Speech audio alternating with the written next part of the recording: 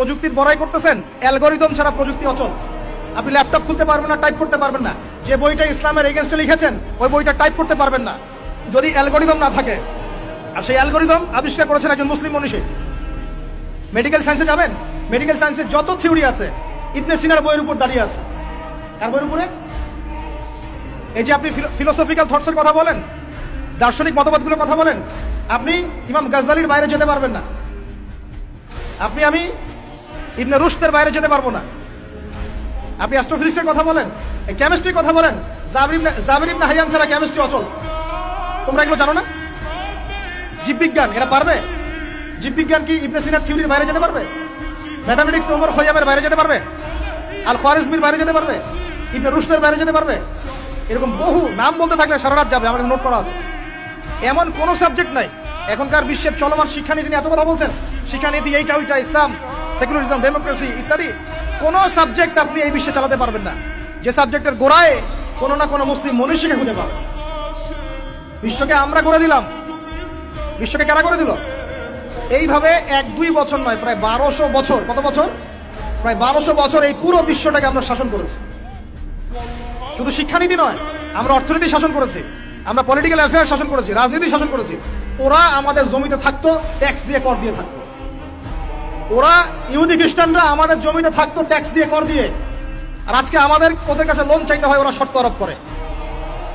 কোথায় আসছে আমরা চিন্তা করছেন? ইতিহাস সেই কবে ভুলে গেছে। শিক্ষার আপনি যে সেক্টরে যাবেন, আপনি গিয়ে দেখবেন সেখানে কোনো মুসলিম মনীষীর অবদান আছে। আপনি আল খাওয়ারিজমি বাদ দিয়ে, ইবনে রুশকে বাদ দিয়ে, ইমাম গাজ্জালিকে বাদ দিয়ে, জাবির ইবনে হাইয়ানকে বাদ দিয়ে, ইবনে সিনাকে বাদ দিয়ে, এনাদেরকে বাদ দিয়ে আপনি সাহিত্য খুঁজে পাবেন না, আপনি দর্শন খুঁজে পাবেন না, আপনি ম্যাথামেটিক্স খুঁজে পাবেন না, কেমিস্ট্রি, ফিজিক্স, সায়েন্স খুঁজে পাবেন না।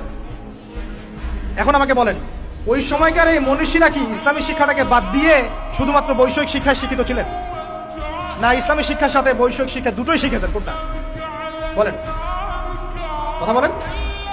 একটা শিখেছেন না দুটোই শিখেছেন? এখন এই সিলসিলা চলতে চলতে চলতে এই 1914 সাল থেকে নতুন একটা নিউ ওয়ার্ল্ড অর্ডার শুরু হলো। সকলে কি বললাম? New world order, new world order. আসলে 1914 থেকে না, আমি ভুল বলেছি, এটা ফরাসি বিপ্লব থেকেই শুরু হয়েছে। আর ফরাসি বিপ্লব হয়েছে 1789 না, 1789। এই যে 221 বছরের মতো এই সময়টুকুতেই নতুন একটা ওয়ার্ল্ড অর্ডার এসেছে। কারা দিচ্ছে অর্ডার? ওই ইহুদি খ্রিস্টান সভ্যতা, পশ্চিমারা। কারা দিচ্ছে? ওই ইহুদি খ্রিস্টান সভ্যতা, পশ্চিমারা। নতুন অর্ডার। ওরা রাজনীতির ভিত্তি সাজিয়ে দিয়েছে, ওরা খিলাফাকে ধ্বংস করেছে, ওরা ওদের তন্ত্রমন্ত্র দিয়ে মুসলিম দেশগুলোকে বিভক্ত করেছে। প্রত্যেকটা দেশের ভিতরে ভিতরে ওদের মন গড়া মতবাদগুলো ঢুকিয়ে দিয়েছে, প্রত্যেকটা বিষয় তারা ইন্টারফেয়ার করে। ওরা যে অর্থনীতি দিয়েছে ওইটার উপর বিশ্ব দাঁড়িয়ে আছে, ওরা যে মিডিয়া প্রযুক্তি দিচ্ছে ওইগুলোর উপরে আমরা চলছি, ওরা যে শিক্ষার কথা বলছে ওই শিক্ষা আমাদের মধ্যে ঢুকানো হচ্ছে। ওরা একটা গডলেস নাস্তিক জেনারেশন তৈরি করেছে, ওইটা আমরা সৃষ্টি করার চেষ্টা করছি। ওরা যে সুদ দিয়েছে ওর উপর অর্থনীতি চলছে, ওরা যে সংস্কৃতি দিচ্ছে ওই সংস্কৃতি সারা বিশ্বে ছড়িয়ে পড়ছে। ওরা যে পর্নোগ্রাফি চালু করেছে এটা সারা বিশ্বে ছড়িয়ে পড়েছে। ওরা যে মাদকগুলো চালু করেছে সারা বিশ্বে ছড়িয়ে পড়ছে। ওরা যে সংস্কৃতি, বেহায়াপনা, জেনা, প্রিমিক্সিং, সমকামিতা, ট্রান্সজেন্ডার একটা একটা ইস্যু ছাড়ছে, আস্তে আস্তে সারা বিশ্বে এগুলো ছড়ায় পড়তেছে।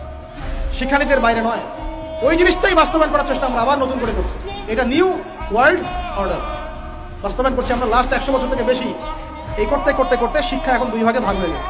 ভাই, একটা জেনারেল স্কুল অফ থট বা সেকুলার স্কুল অফ থট, একটা হলো ইসলামিক স্কুল অফ থট।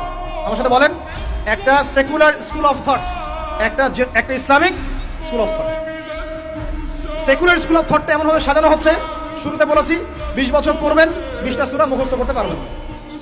সোজা কথা, এই শিক্ষার মূল উদ্দেশ্য দুনিয়া, দুনিয়া এবং দুনিয়া।